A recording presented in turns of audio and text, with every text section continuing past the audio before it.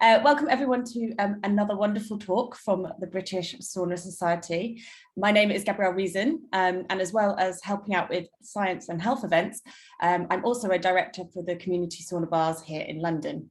This is an initiative to bring low-cost, authentic community sauna to neighbourhoods around the UK, embedding it as a key approach to public health. I'm a big believer that one day sauna use will be recommended to everyone as a solution to health problems. We have quite a lot of non-members here today, so I'll just give a bit of background on the British Sauna Society. It's a relatively new charity that promotes authentic sauna practices in the UK. Before disappearing in the 1970s, public sweat bars had long been integral to community life and health in Britain. As private bathrooms became common, they began to close. Unfortunately, where public sauna can be found in the UK, it's either poor quality or at luxury prices. When it comes to authentic sauna, it's almost only available privately in people's homes, and that comes with a lot of high price tags that means it's out of the hands of most people. The aim of the BSS is to revive British bathing culture with some help from our sauna-loving foreign friends, promoting sauna culture and ensuring high standards. We want the UK to be able to enjoy the exquisite life-affirming experience of sauna that is so familiar to many cultures across the globe. Anyway, now to introduce our wonderful guest, Dr. Charles Raison. Charles, or Chuck as he signs off his emails, has had a fascinating career that began with anthropology and English studies before arriving at psychiatry. His curiosity and knowledge span an impressive and fascinating array of topics that underpin human wellness, from Tibetan Buddhism, long-distance running, mindfulness, psychedelics, and of course, sauna. He often relates the modern science in his work back to what he terms ancient practices to give a holistic view of human evolution. Charles is a professor of psychiatry and human ecology at the University of Wisconsin-Madison School of Medicine and Public Health. He's also a director of clinical and translational research for the Sauna Institute and director of research on spiritual health for Emory Healthcare at Emory University at Atlanta, Georgia. Web of Science named him one of the world's most influential researchers of the last decade. Charles has also been careful to talk of hyperthermia rather than sauna because, trigger alert for many people here, he uses infrared light to raise body temperatures in his studies. This reflects the complexities of sauna, with it being a mix of heat, steam, timing, social, ritual, and spiritual factors. And that blend is exactly why infrared is actually perfect for studies. Because it's devoid of so many of those conditions apart from heat, it's actually then perfect for experimental situations when you're required to look at just one variable and keep all the other factors unchanging. And I believe you actually called the infrared machine that you use the fever machine as well, which is a very funny name. After his talk, we'll have time for some Q&A. There is a chat in the Zoom. So just if you enter your questions into there as we go along, I will then raise them at the end. Until then, please mute your microphones so we don't have any interrupting noise. That's all from me. I'll now hand you over to Dr. Charles Raison. Oh, thank you. Well, hello, everybody. If you can't hear me or anything's wonky, somebody shout out. I'm glad to be here. It's 1 o'clock in the afternoon here, and I hope you guys are having nicer weather than we are. We share your somewhat less than dreamy climate up here in Wisconsin. What Gabriel said is very true. In fact, in my private life, we remodeled our house so I could build myself a steam shower. And I tend to get in it twice a day, which is probably excessive. I actually do my reading in the steam shower. I have this whole kind of ritual where I'm very farsighted because I had cataract surgery. So I copy articles and print up the type really big and then read the pages, crumple them up and toss them when I'm done with them. I tend to fall asleep if I'm reading otherwise. So I have this whole a much more, sort of steam heat life personally. But it's very true that we came into this work and there's some historical accidents for how we came to use the machines we have. But they do have that interesting feature that they really don't do anything but heat. So keep that in mind as we talk today. Now I'm going to share my screen. So give me just a sec here because I have some slides. And I'm going to make y'all small so that you don't get in my way. All right. So hopefully you can see, come on, no, my first slide, let's go. There we go. No, that's the last slide. That's not good. Just a second. All right, try this one. All right. So I want to talk to, although we're going to talk, I'm only going to talk about heat today. There's many things that, as Gabrielle mentioned, that I'm interested in that have this sort of signature of being ancient practices. This is about heat, and that's why I call it hyperthermia, because in fact, I have not studied saunas. In a perfect world, I would actually, I would really like to study saunas and sweat lodges, and I'd like to study things that have more of the ritual around them, because I think that the combination of that with the heat is actually a synergistic thing that probably increases outcomes. But we're just going to mostly talk about heat today, but I can't do that without trying to provide a little bit of a background for the way that I look at the world, which is sort of drove how I came to get into this business. So I have a long-term interest in evolutionary theory, and especially how evolutionary theories, what they have to say about the human emotional life, human behavioral life. And so let's start with this picture. You see the little stick figure over there on the left, and over on the right is a box that says enhanced overall evolutionary fitness. Because from an evolutionary perspective, the goal of life is to both survive and reproduce. And the only reason that's the goal of life is that only organisms that survived and reproduced passed on their genes. And it was only the recipients of those genes who then manifested in the world that we find ourselves in. So, it's interesting that back in the day, Darwin has had a lot of bad press for things he himself actually never said or believed. And of course, there were versions of Darwinism that was survival of the fittest and all this. But what we now know is that species can find an incredible array of ways to make a living in the world, to survive and reproduce. The world is full of weird, interesting niches and opportunities. Humans are no different than any other species in this regard. We have very, very distinctive ways in which when humans engage in those ways, they tend to prosper and tend to survive and reproduce. So evolution makes a distinction between ultimate goals, which in this case would say, survival, reproduction, and proximal goals.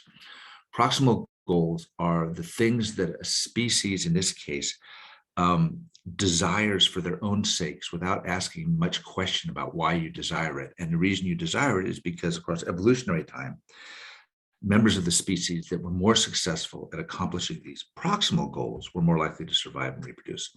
So you see my little box here. You have to eat to survive, reproduce. If you're unsuccessful across time at obtaining food, you don't survive and reproduce. Then over on the right, you see the couple, being amorous with each other. You can survive to be 120, but if you can't find somebody to reproduce with, your genes die with you. And so there's this dual aspect. So you have to be able to work that out. Shelter. And humans, being a remarkably social species, I'm fascinated by the power of status in every society. If you look at the anthropologic literature, just universally, higher status individuals within societies tended to survive more effectively and leave more offspring. So, humans being the way we humans are, these are some of the examples of proximal goals. Most of us don't question why we want to be well respected, why we want people to listen to us when we talk. Why I would rather have you listening to me today than doing something else, right? We all crave these things. They're hardwired into us.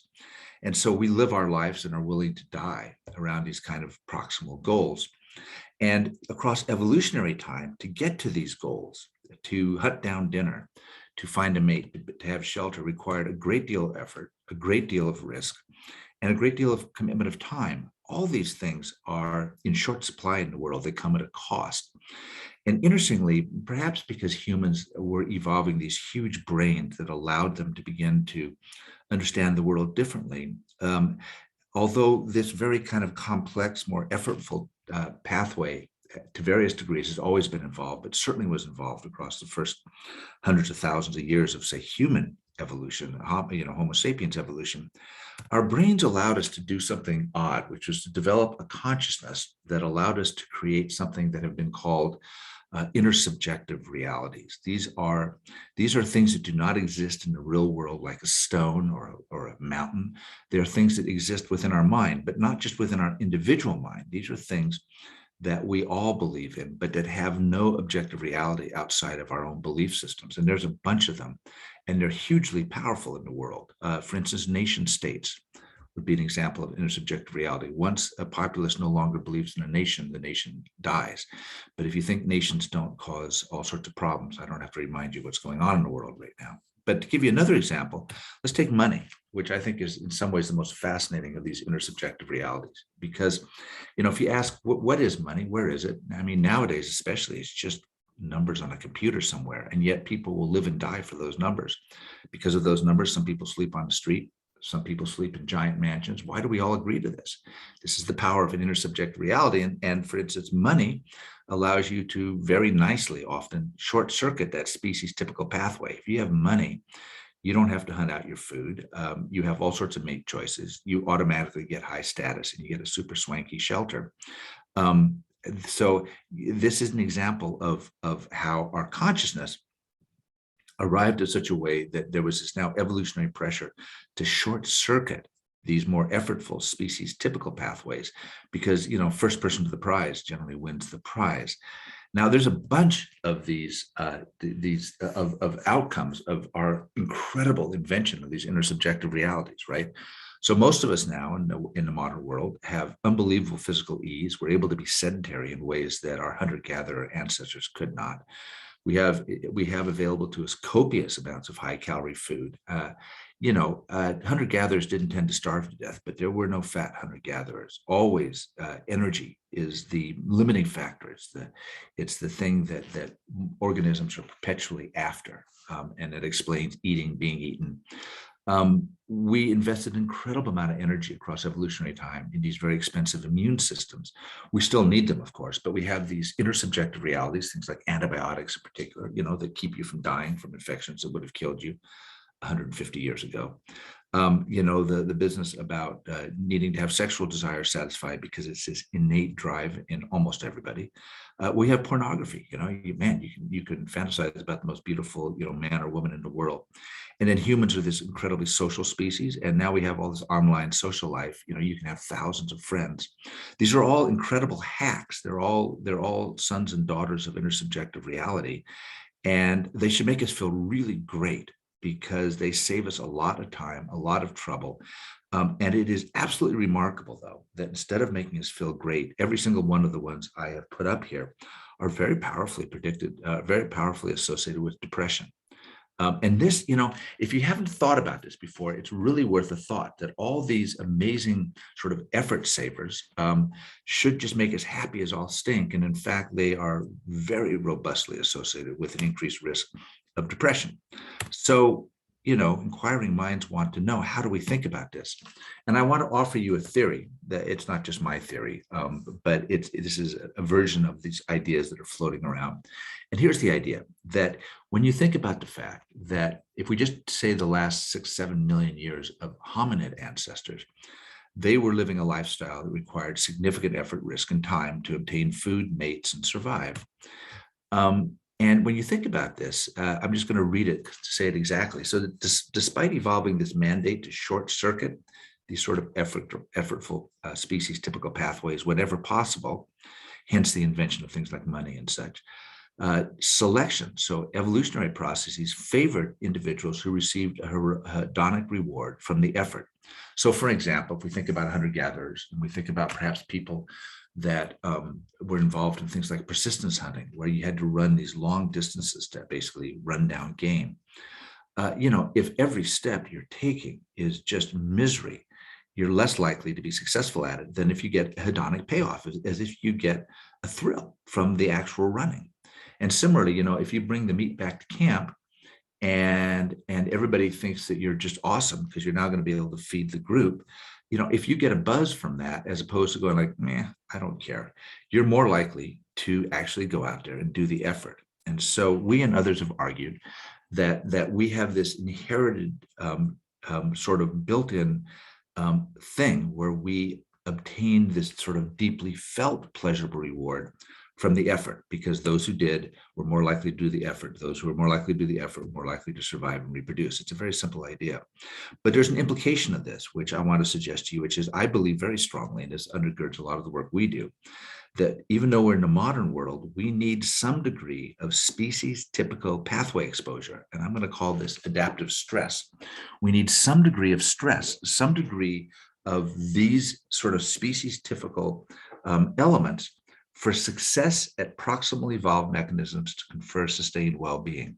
So I'm using kind of dense speech here, but basically what I'm saying is, and I think all of us have had this experience, if you hike to the top of a mountain and you look out at the beautiful view, you have a different emotional experience than if you drove your car to the top. And if you've ever hiked to the top of a mountain that has a road on the top, you know that the road takes away something of the wonder of what you've just done. And I'm really not saying anything more complicated than that. The problem is that most of us just drive to the top, right? So this idea of intersubjectivity, of these created ideas that we share that have produced the technological world we live in, has been going on for a long time, right? So, it starts with stone tools, fire. You can see the pictures here, televisions. And now, of course, in the modern world, what's happening is we're getting more and more interconnected, and more where the line between us and our devices is beginning to really blur. And, I've been giving a version of this talk for probably 2-3 years now. And when I first started to give this talk, the thing I just popped up about a sort of a half human, half machine kind of thing sounded like something out of science fiction. But now, as you know, there's a number of companies doing this. And there's researchers at San Francisco that have implanted an electrode into people's brains, and the artificial intelligence is so smart, it learns the electrical patterns that happen whenever the person says they're feeling down. And now this electrode, when it sees those patterns, it fires off and turns off that part of the brain, forces the person to be happy, right? So this is where we're heading as a culture, unless we destroy ourselves or our planet. Something like this was a cyborg, the rise of the cyborg. That's that really, as if the technology continues, if the world we're in now continues in the direction it's heading, more and more we're going to be completely hooked up with our devices, and we'll probably maintain human consciousness, but then we'll be augmented by the power of AI. I mean, this not as wacky as the first time I said this. It's really happening now in this time and place. And so the reason we've engaged in these things is because they make life easier. They make all sorts of things possible. You can do things with a wheel that you can never do without a wheel. You become stronger, but you become dependent on the wheel. And the issue is that these cyborgian type processes risk weakening the human component of this marriage between us and our machines by removing pathway-dependent stimuli that humans need to experience well-being. They take away those sort of more ancient ways of doing things from which we actually get the full hedonic, the full pleasure reward from accomplishing something. Because of that, if we're going to be in this sort of marriage with our machines, we're not going to survive the marriage if the human part isn't functioning optimally. The machine could be fine, but if the human part is killing itself because it feels pointless, hopeless, can't explain why it feels dead inside, this marriage ain't going to work, and we're going to have some real problems. So the argument here is that because well-being is largely this sort of pathway dependent, we have to re-expose to these more ancient stimuli. We have to expose ourselves to adaptive stressors if we want to build resilience to survive this nutty modern world we're in. So if that's the case, if we're going to have to think about judicious re-exposure to these more ancient adaptive stressors or stimuli, if that's going to be essential, how do we do it? And here's the wrinkle. Here's what's hard for most of us. It really often just comes down to renunciation, right? So if I'm sitting out at the hunter-gatherer camp and I have to chase down my meal to eat, I don't have a choice unless I want to starve to death. I am going to chase down my meal. If it's a choice between, say, renouncing processed foods that are really bad for me and eating something healthy that doesn't taste as good to me, or doing the bad, tasty, unhealthy food, you see the problem is I've got a choice. I don't have to chase down my meal. I don't have to take what's given to me and go to the supermarket. And so if I want to have sort of more of these, sort of exposure to these more difficult ways, I have to give up what's easy. And this is really hard. This is why it's hard to diet. It's why it's hard to exercise. But this idea of this, so how do we make renunciation easier? And one way to make the renunciation easier is to actually identify more passive ways of doing it. Are there things we can do, especially for people that are depressed, which is the population I work in, where people really have a hard time doing anything? Can we identify adaptive stressors that are easier for people to access than, say, radically cutting your calories or starting to exercise all the time. And this is where I think heat gets really interesting, because one of the things that we are very hard pressed to want to renounce is actually thermoneutrality, right? People in the modern world, when they've had the opportunity to do it, it never rains in Southern California. I bet many of you might think about a vacation on the French Riviera. We like places where the climate is gracious. This is why Mediterranean climates are so storied in our imaginations. Thermoneutrality is one of these proximal goals that we as a species really, really crave. And there's a reason for it, because if you're thermoneutral, you don't have to expend nearly as much energy either to heat yourself up or cool yourself down. And so because of that, we have this evolved desire to not spend more energy than we have to. And thermoneutrality is really a thing. So here, for instance, is Hong Kong in the 40s and Hong Kong recently. And the father of modern Hong Kong, this guy, Lee Kuan Yew, was interviewed toward the end of his life. And the interviewer asked him, is there anything else besides multicultural tolerance that enabled Singapore's success? And he says, yes, air conditioning. Air conditioning was a most important invention, perhaps one of the signal inventions of history. It changed the nature of civilization by making development possible in the tropics. It brought thermoneutrality to an area that did not have it and changed everything, right? You cannot overestimate the power of air conditioning in places that need it. And yet, I don't need to tell you that it's coming at a terrible cost. It's a major contributor to global warming, especially in third world environments where, in the developing world, where every room has its own little air conditioner. So this is a terrible problem, right? On the one hand, we crave thermoneutrality and everybody should have access to thermoneutrality. And yet on the other hand, is contributing, to this crisis of global warming. Is there a solution? There is. There's this really interesting thing that's developing. People are working on wearable air conditioners and, frankly, wearable heaters. It's a little unit that goes right. You can see where it goes in the back of the guy's neck, and it basically tricks the brain into thinking that you are thermoneutral, that you are at a comfortable temperature. So you're sitting in a very hot room, but this thing sends a cool signal up to your brain, and you're like, it feels pretty good. And so you might imagine that in the future, if we wanted to be ecologically responsible, we'd all wear one of these things, and we could run our indoor temperatures at 85 degrees or whatever, and we'd be comfortable. It'd be a boon for the planet. But I want to make a bold prediction. And that prediction is that should these sorts of devices ever become really current, they will be depressogenic. Overall, the wearing of these devices will make people depressed, because thermoneutrality itself, like all those other hacks, like the copious food, like the sedentary behavior, all those things, thermoneutrality, although it is something we long for, and we've now invented these sort of proximal ways of getting it. It's not that great for us, in fact. And if it's always present, I think there's some really interesting circumstantial evidence to suggest that it's bad for our mental health. So why do I think this? Well, the main reason I think this is because, if you look down through history across a wide range of cultures and you ask yourself, what are practices that humans have discovered repeatedly over and over again that produce well-being? These are practices that are often used for healing or for spiritual attainment or for building up resilience before war, in this case with sweat lodges. You find that heat is right up there with psychedelics as something that people have repeatedly discovered.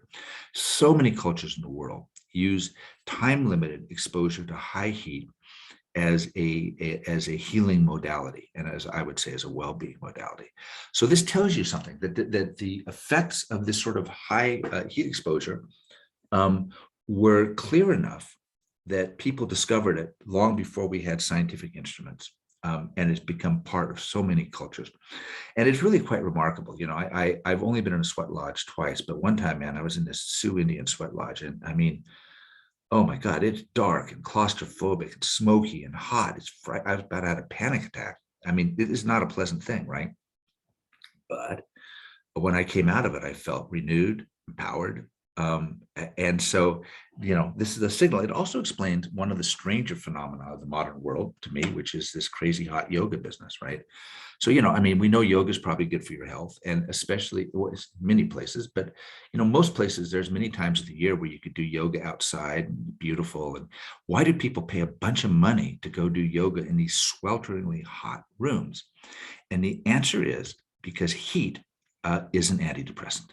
And this is why, if you know people that are hooked on saunas or hooked on hot yoga, or me, hooked on my steam shower, there's a reason for it. It's because heat is an antidepressant. So I want to turn to that now. So how do we know heat's an antidepressant? Well, because we've shown it's an antidepressant is a short answer.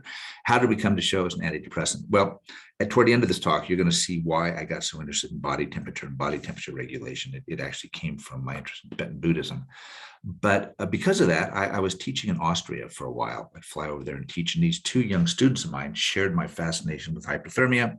This was a now defunct mental health hospital in Switzerland, where they focused not on antidepressants, but on alternative therapies. And one of my buddies, a young guy, was an engineer. He found a hyperthermia machine that they'd used to try to treat cancer in the basement of the building. He rebuilt the machine, and we rounded up 16 people that were so depressed they were in a psychiatric inpatient unit. Only 3 of them were getting ongoing SSRI antidepressant medications. We took all of them and we stuck them in the hyperthermia machine, and we kind of cooked them until they got to a core body temperature of 38.5 Celsius, which is sort of the upper range of what's called mild hyperthermia. And here's a graph, and I'm going to show you some graphs. Bear with me. It's simple enough. Depression scores on the y-axis going up. The higher the score, the more depressed you are. The across the bottom is time. So before these guys got hyperthermia, their score was about 28. 5 days after a single treatment of hyperthermia, their score dropped to about 17. Not quite a 50% reduction, but this is about what you see with Prozac, Paxil, Zoloft, the SSRIs, the antidepressants. One treatment, really, really remarkable. And it was so interesting that I brought over one of these 2 German guys and became my postdoc. And I relocated from Atlanta to Tucson, Arizona, which is a very good place for heat. And we did another study, and this was a large study. I want to talk about it because the problem with this study is there was no control group. There's no comparison group, right? If I make a big deal about your depression and stick you in a fancy machine and you feel that you're getting hot, you get hope, you get, maybe it's all placebo effect. So we wanted to do a study where we tried real hyperthermia versus what we might call fake hyperthermia or sham hyperthermia. So here is our machine. It has, if you look at the picture, you'll see those big barrels on top. They beam down this very intense infrared light. And that's primarily what heats people up. They're heating coils in the bottom of the box that provide heat for the lower part of your body. So what we did was, I don't know if you can see, if you look at those big barrels, do you see the desk lamps that are surrounding them? We did something really simple. We took these desk lamps, we painted them orange, and we built a barricade around the top there so that when people came in, they couldn't see where the lights were coming from. The machine had a fan. We built a fake fan, and we put people in. And in the fake condition, in the sham condition, we turned on the heating coils at the bottom of the box so people felt a little bit warm, right? So they saw the same light, they heard the same sounds. They'd never gotten the real heat before, so they did not know how hot it actually was. And this paper, did very well for itself because 71% of the people who got the fake treatment thought they got the real treatment, right? So very, very believable. We've managed to mostly now isolate everything, as Gabriel said, except for the heat itself. Despite that, again, time is across the bottom here. We're looking at weeks. Amount of depression is going up. So 30 is much more depression than 5. You can see that. So across 6 weeks, we actually have the key is wrong. The red is actually the hyperthermia. I just noticed that. I apologize. And the blue is the fake treatment. So if you look at the blue first, you can see that they got maybe 3-4 points better. That's not much. Just being put in a box, even though most of them believed they were getting the treatment, they did not think it helped them. On the other hand, the people that got the actual heat, where they're really being cooked, basically, they have a rapid drop in their depression scores. In fact, it's not on this graph, but within 3 days, they were already significantly better. And that difference remains significant and remains very significant out to 6 weeks. So here, a single treatment with this very intense hyperthermia produces a rapid and fairly large scale, not a miracle cure, but improvement in depression. Now, there were a couple of miracle cures, right? There were a few people that had no response. You always see that. And there were a couple of people in the study that had been on all sorts of antidepressants. Nothing had really worked. I'm thinking of one woman in particular. She got completely undepressed. She went down to basically zero. And I saw her 6 months later without any other treatment. She was still zero. So this is very striking. And it's launched a whole little hyperthermia research world in the United States. But there's a reason why I was interested in hyperthermia. It wasn't just because I was trying to pull rabbits out of a hat or pick any kind of different thing.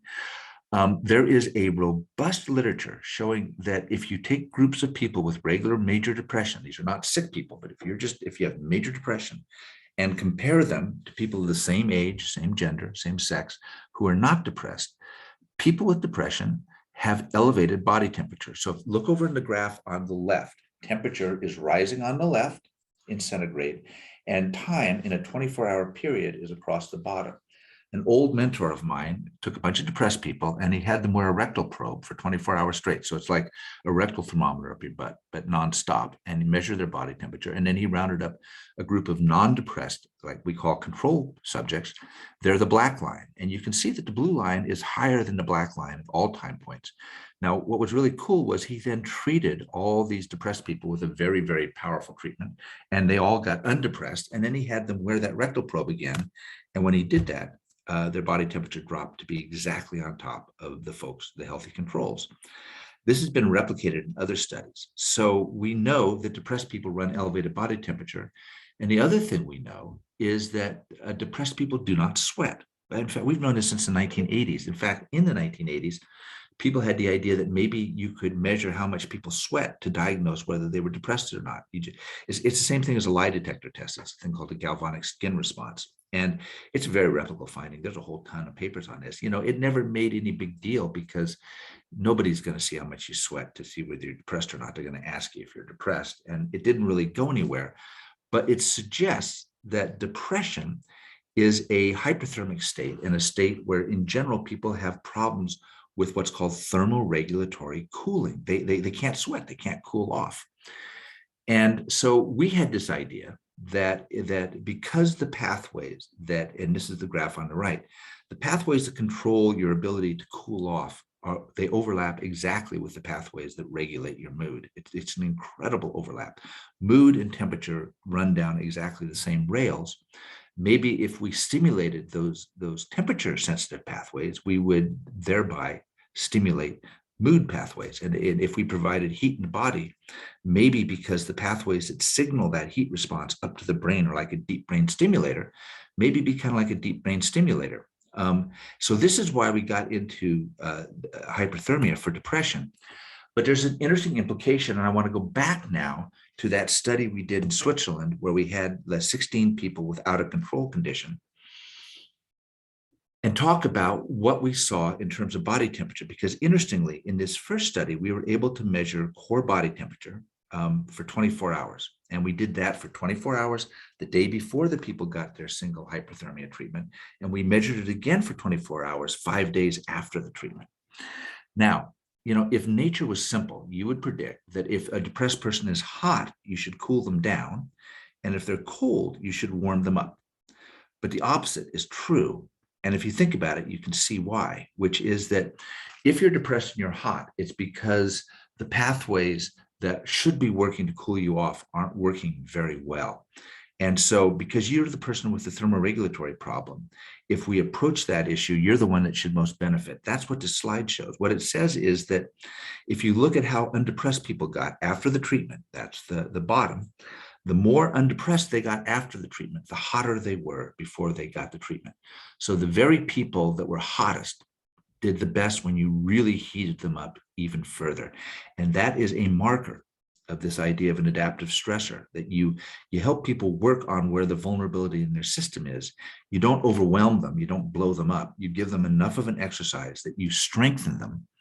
And that's what we think the hyperthermia did. And one of the reasons we think that is, I keep talking about hyperthermia, but remember I said we measured our core body temperature the day before. WBH here stands for whole body hyperthermia, and 5 days after the whole body hyperthermia. And you can see that the body temperature has dropped. The average body temperature across the entire day is way, way lower. It's a huge effect size. It's way lower after the treatment. So this is a hyperthermia treatment. We're heating people up fairly extremely.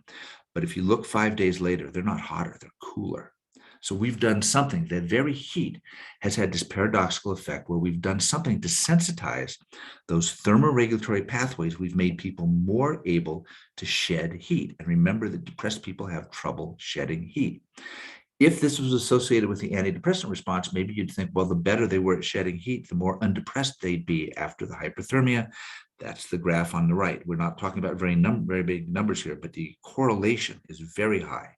The more people's body temperature dropped 5 days after that single hyperthermia treatment, the more undepressed they were also. So this is really interesting. And I will quickly say that there's other things that hyperthermia does. It has a very interesting immune effect. We measured a bunch of immune chemicals in this study where we had the control condition. And it turns out that there's only one thing that hyperthermia does to the immune system through these molecules that float around. It jacks up this one molecule called IL-6, which is a cytokine. It's often thought of as an inflammatory molecule. But we found something really interesting, that this is what hyperthermia does. Interestingly, exercise does the same thing. And exercise and hyperthermia activate this one cytokine that usually in the context of infection or psychological stress can be a really bad player. Over on the right, that same IL-6 can really contribute to dying of too much inflammation. But exercise and hyperthermia activate that IL-6, but they don't cause any increase in that thing that says TNF or IL-1. It produces this very different immune signature. And interestingly, what this graph says is the hyperthermia people are the red dots, the fake treatment are the blue dots.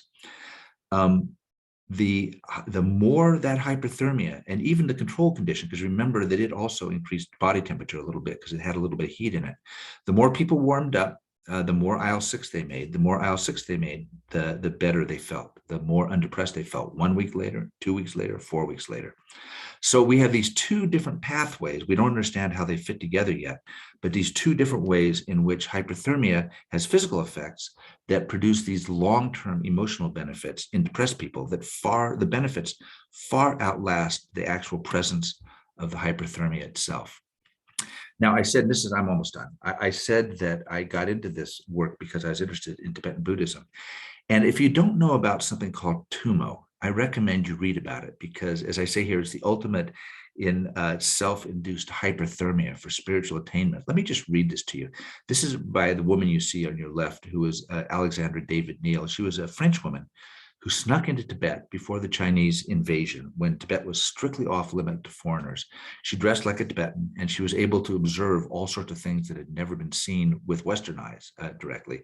And she wrote that when she thought about that, there was this weird thing called Tummo that the monks did. And she said sometimes a kind of examination concludes the training of the Tummo students, these monks. Upon a frosty winter night, those who think themselves capable of victoriously enduring the test are led to the shore of a river or a lake. If all the streams are frozen in the region, a hole is made in the ice. A moonlit night with a hard wind blowing is chosen. Such nights are not rare in Tibet during the winter months. The neophytes sit on the ground cross-legged and naked. Sheets are dipped in the icy water. Each man wraps himself in one of the sheets and must dry it on his body. As soon as the sheet has become dry, it is again dipped in water and placed on the novice's body to be dried as before. This operation, drying sheets over and over again, goes on until daybreak. Then he who has dried the largest number of sheets is acknowledged the winner of the competition. Now, you'd think, well, this is really weird. Maybe it's kind of some kind of fringy Tibetan Buddhist tantric practice, but oh no. This is the founder of the Dalai Lama School of Tibetan Buddhism, writing in the 1300s, says, in this tradition, the expression, the inner heat, the foundation stone, which is another word for Tummo, is well known. This is because in the completion stage yoga, one uses Tummo inner heat technology from the very beginning. This is the actual basis upon which all practices relied, upon which all later completion stage yogas are founded. So basically, this odd thing, right, that folks are somehow training themselves through meditation to be able to raise their body temperature so significantly that they can maintain hot skin in freezing conditions. and be, freezing sheets over and over again without shivering. If they shiver, they lose, by the way, right? So they're somehow using a meditation practice where they're inducing their own hyperthermia. It's like they have developed some sort of sauna in their body, and this is called tumo, and it's done because it produces extreme states of euphoria. That is really what its reported thing is. I'm not a tumo practitioner, but I've known many and known people who've testified to this. So, I started life, my research life in hyperthermia started with me wanting to study tumo practitioners. And I don't have time to tell you the rather comical story of why I gave it up. I gave it up, but fortunately, there were some researchers from Russia, actually, who were able to get into Tibet and do a study. Not very many practitioners. There's only 3 practitioners here, and these are the most successful of the 3. They're not men, by the way, they're women. Turns out there was a nunnery in the outbacks of Tibet, where these nuns were incredible tumo masters. And these scientists were able to measure their body temperature. And note that this is not rectal thermometer. This is just axillary. So you can see the temperatures in the graph. You can add at least a ½ degree. And the way they did this was they had these women start. And the tumo has two elements to it. There's a breathing technique, which has been, by the way, is the basis of Wim Hof's work. If you know Wim Hof, the Iceman and all that, he basically acknowledges that he ripped off tumo. So they do this thing called Voss breathing, which involves breath holding and a Valsalva maneuver. And when they do that, if you look at the graph, that's what's called BFB1, the BFB. So now they're just doing the breathing. They're not doing the meditation, and up goes their body temperature. And 2 of the 3, they really have it go up. And then they have kind of a rest period. And then you see it says MFB. Now they're doing that breathing technique combined with the meditation. And the meditation involves this very intense visualization of a flame right on the inside of the belly button. And lo and behold, man, just by adding that mental element, their body temperature shoots up in 2 of the 3. And in the top one, number 3, man, dang, she is up at 38.5. She's probably got a core body temperature of 39. That's like a raging fever. And all she's done is breathe a certain way and then use her meditative powers. And there's an interesting final wrinkle, and then I'm done pretty much. And the wrinkle is that they also hooked them up to an EEG to monitor their brain waves, to see whether there was any correlation between their brain waves, how they changed, and how hot people got. And so when the people were doing the breathing, there was 0 correlation between their brain activity and the rise in body temperature. Once they entered that second stage, where they were now doing this intense visualization, there was essentially perfect correlation between the change in the EEG in their brain waves and how hot they got. So the more they were able to control their brain waves a certain way, the more their body temperature rose. So they were actually able to use their mind to generate this incredible rise in body temperature, specifically for the purpose of engendering unbelievably positive mood states that they then believe are necessary to tolerate the rapid pursuit of enlightenment. So this business with hyperthermia goes beyond depression. I personally believe that it is very, very important for sort of all sorts of states of human well-being. And that's why I'm so interested in studying it. So let me stop. How did I do? Oh, good. I didn't talk the whole time. I didn't have a clock, and I was getting worried that maybe I'd blown through my time. But should we take some questions or get some comments or something? Yeah, I've got a few who've come in the chat. Yeah, firstly, that was just amazing. I just love how every time I hear you talk, Charles, you've got like some amazing new view and new data to kind of, I guess, just give this really fascinating look at how we've evolved and, why we're kind of suffering from all these modern illnesses today. Okay, so the first question is from Erica Berger, who's a psychiatrist at Driftless Integrative Psychiatry in IA/WI. I've heard that contrasting hot-cold therapy is more helpful for people with depression, whereas the hyperthermia heat therapy is best for people with anxiety. Are you familiar with this? And if so, is there research to back this up? Also curious if we have any literature to support that whole body hyperthermia is particularly helpful for people with depression who have a more inflammatory subtype, elevated HSCRP. Thank you. Oh, great questions. No, there aren't any data for this question of alternating heat with cold. I personally think there's something there. Because many of these sort of ancient practices have this sort of binary, like dialectic nature where you go from kind of one extreme to the other. To my knowledge, nobody has rigorously studied that. Now, people have studied cold, right? So there's a woman named Melissa Epple at UCSF who actually studied the Wim Hof procedure for depressed people. The paper's not out yet, but the secret skinny on the street is that that it worked better than regular exercise long term. So cold probably does have antidepressant effects. Cold activates temperature sensors in the skin, actually very similarly to heat. It's kind of interesting. So the short answer is we don't know. Nobody has ever looked at the other question either, whether the dual heat cold is better for depression and heat is better for anxiety. We just don't know. You know, sometimes these things become anecdotally observed, and sometimes they're right. I mean, a lot of science starts with an anecdote, and then sometimes the anecdotes are wrong. So in that study where I showed you that interleukin 6, we actually looked at their baseline values because we had those. And no, there's not a clear signal that people that were more inflamed to start with had a bigger response. In fact, one of the inflammatory markers, people that were lower had a better response. Oddly, I just wrote a grant to the federal government, though, basically saying that this was going to be most helpful for people that were inflamed because the reviewers were pushing me that direction, but scientifically don't know. If the IL-6 is operating as an anti-inflammatory agent, which it can do in certain circumstances, then yes, you'd predict that it may be that the more inflamed people would get the benefit. But there's a couple of weird little lines of evidence to suggest that a pulse of inflammation, instead of making people depressed, may actually help people. There was a small study years ago where they took desperately depressed people and inject them flat out with inflammation. They inject them with this bacteria stuff. And the people had like a massive improvement in their depression the next day. It didn't last for everybody. So I harbor this little weird adaptive stress idea that maybe for certain people, it's actually the inflammatory bolus, if time limited and not overwhelming, that has some sort of paradoxical benefit.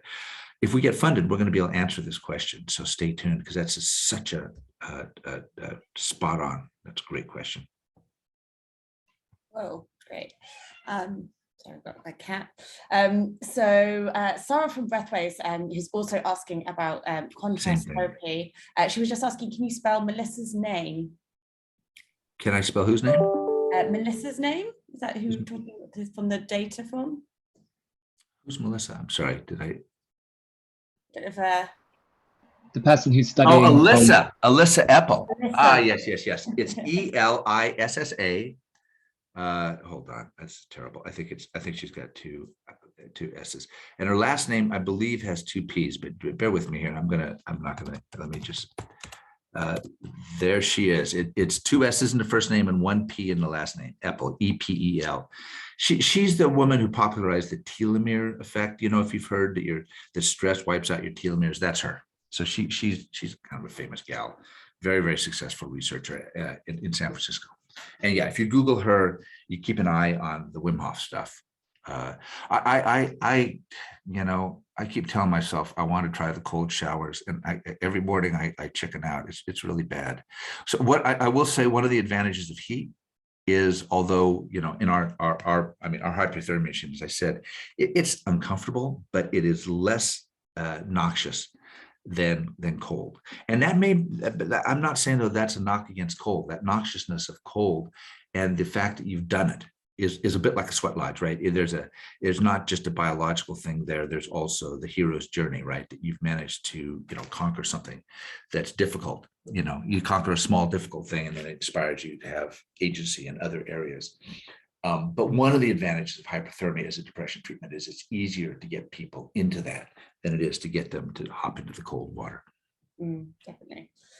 So Emma Desborough Hartley asks, is there a suggested time for keeping temperature up to aid with depression? Yeah, man, I think you guys are interested in sauna. That is a great question. So here's what we do. And if you ask me why we do it, it's because we just started doing it that way in Switzerland and it worked, so we kept doing it. This does not mean that there aren't better ways. But what we do is we actively heat people until they get to a core temperature of 38.5, which is 101.3 for the Americans amongst us. And then we turn off the active heat, but we have people remain in that device, in this sort of a tent. We have people remain in it for an hour. And we continue to monitor their core body temperature. And what we find is that their core body temperature tends to rise a little higher. It's like trying to stop a train. You've put all that heat into the body, you've turned off the active heating, but the process is going. So people often get up to 38.8 or 38.9, 39.0. And their body temperature stays elevated for an hour. And then we don't know what happens to body temperature after that, because we haven't had the gall to ask people to keep the rectal probe in for 24 hours. I did that in earlier studies. I probably should do that. So we don't know when the heat dies off, but we know that doing it that way it takes people about an hour and a half on average, an hour to an hour and a half to get to 38.5. And then we leave them and their temperature generally stays at that level for another hour. So people are getting at least, probably 90 minutes at 38.5 and longer than that at elevated body temperature. And again, would it work better if we went longer? Don't know. Would it work better if we went higher? Don't know. We do know, and it was an interesting quirk. So, when we invented that sham condition, we thought that it would fool people but not raise their body temperature. Not true. In fact, it raised their body temperature a degree Fahrenheit, half a degree Celsius, and wildly. There were a couple of people in that fake treatment that got as hot as the real treatment. Why? Because depressed people can't shed heat, right? They have impairments in thermoregulatory cooling, so they're a population that's going to heat up faster with So, but what it did allow us to do is to see whether those sort of lower levels of heat that the fake treatment induced had an antidepressant effect. And I showed you the slide. The answer is no. So we know based on our data, of course, it needs to be replicated, but based on that one study, you need to get pretty hot to get the real effect. Just getting warm is not going to give you the same benefit. It may make you feel warm and snuggly, and it may help you. But the antidepressant effect we observed came from people getting hot and being hot for a period.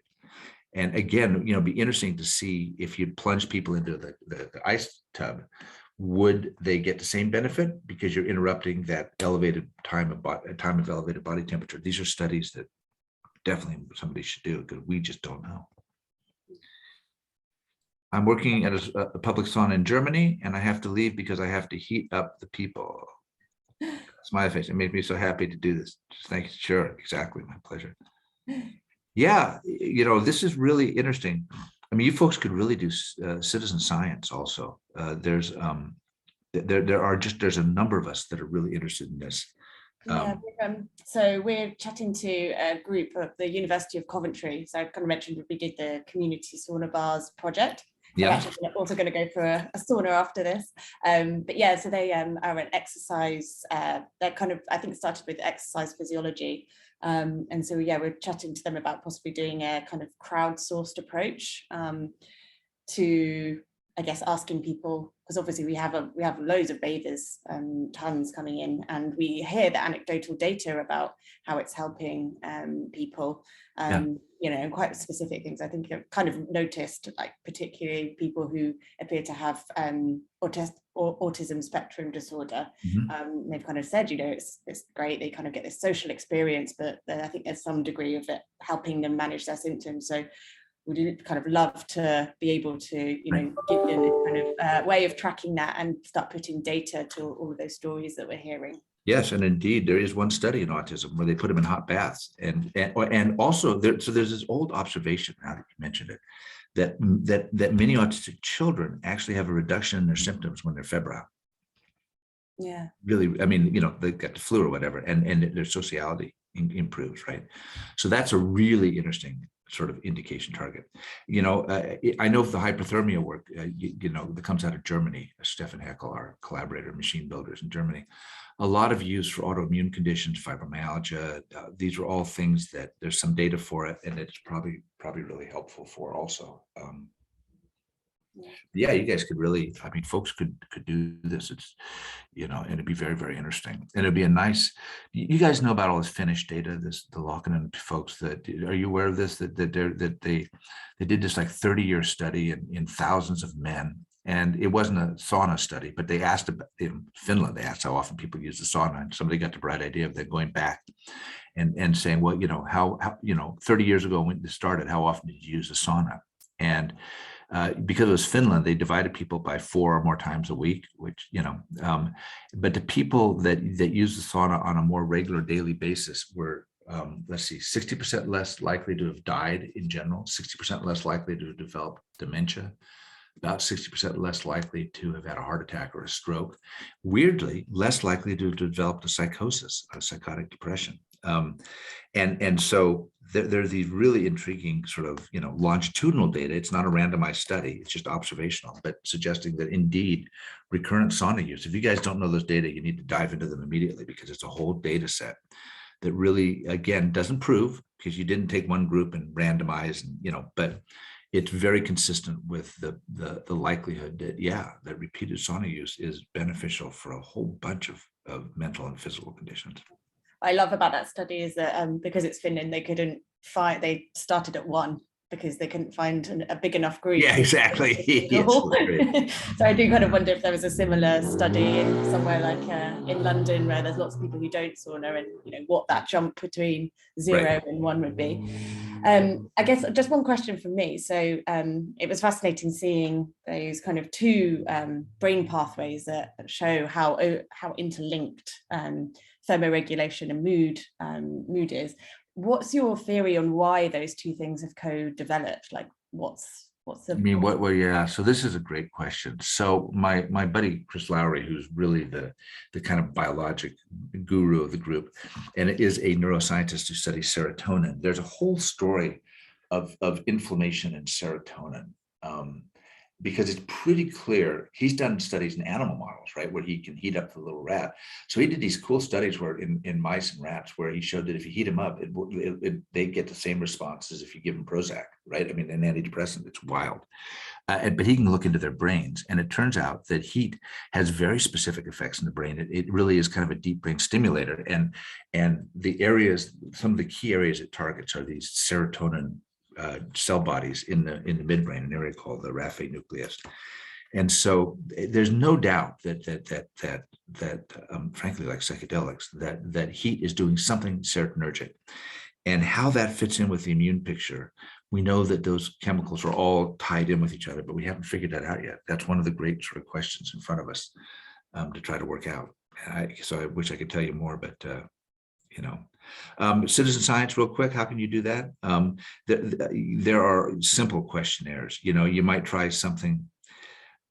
If you don't want to ask people about suicidal stuff because you don't want to be responsible for that, you could try a scale called the CESD. It's Center for Epidemiologic Studies Depression Scale, but it's CES-D, all caps. If you Google that, it's in the public domain. It's a very nice depression scale, and it dodges the suicidal issue, which can be a problem. You don't want to be asking people about suicide and then not following up on it.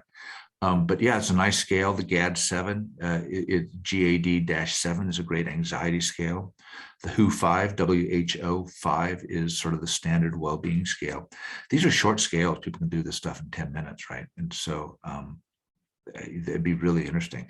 If you want to publish it, you got to get an institutional review board approval, right? So somebody needs to have a connection with somebody or other that you could run through, and get it approved so that it's covered by a university, so you're not sued if something happens, and you can publish it. There's certain things you have to do if you want to publish the literature, but they're not difficult, they're not onerous, and that's how you can do it. And if you just collected, if you took people in a naturalistic sample that were not sauna users, and have them begin being sauna users, if you could track them for a long time, you could watch. Or you could get people and they were interested in being sauna users and just ask half of them to wait 8 weeks and have the other half start and see what you see. There's a variety of things you could do, but it'd be really, really useful to do this. And if you have feelings about certain types of heat exposure, you could actually look at that also. Maybe certain types of saunas are better than others. Maybe social, and then the social aspects of it. Nobody's looked at that. Zero. Nobody's looked at that. How can other psychiatrists get more involved in the sauna research community? Well, if you're anywhere around the British Sauna Society, I would talk to them, because they would, having a psychiatrist or mental health person involved would be huge. It'd be really, really advantageous. And if you happen to have any kind of academic connection, you could perhaps help sponsor a study like that so that you get through an IRB. Yeah, and just I'm looking at the thing about the steam cabin bath on each floor. Correct. And for those of you who are cold enthusiasts, one of the most effective ways that were used before modern psychotropic medications for people that were really agitated were cold, wet sheets. They call it the cold, wet sheet pack. They would take people that were literally so agitated they were going to die. I mean, literally. And they'd wrap them in cold, wet sheets. And it had this amazing calming thing. God, it's like the Tumo thing, but it's like, and there's a whole literature on cold, wet sheet packs. And these are the kind of things we've abandoned now because, there's not a pharmaceutical company, encouraging us to use cold, wet sheet packs. But there's another example of how cold was also an element in traditional psychiatry. Yeah, you could do cold water swimming. Be really, really interesting. I'm really convinced that you would find really signals of mental health benefit and be really, really interesting. Any of these things would be really interesting things to do. Well, is there any other questions? I think that's brought us to the end there. Very nicely on time as well. Yep. Oh, no, I think that's all. Yeah, just to reiterate, thank you so much for giving us your time. It's just absolutely fascinating. The video is recorded as well, so we'll be sharing that out on our YouTube. So anyone that's here and did find it useful, please do share far and wide. If you're not a member of the British Sauna Society, then please do consider joining at britishsaunasociety.org.uk. We've also got another talk, which I'll plug here, which is taking place on the 20th of April, and we'll be hosting Ada Veruja, probably a very terrible pronunciation, who will be talking about Estonian sauna traditions. And I believe she's got, she's particularly into smoke sauna as well. So yeah, thank you ever so much, everyone, for coming. I'm actually off to go and have a sauna now, and we'll enjoy it all the better for having time to speak. All right, well, thank you, folks. Yeah, stay in touch. I'm interested. If anything comes out of this, definitely let me know, because I think it's really cool. Yeah, absolutely. Will do. All right, bye, everybody. Bye.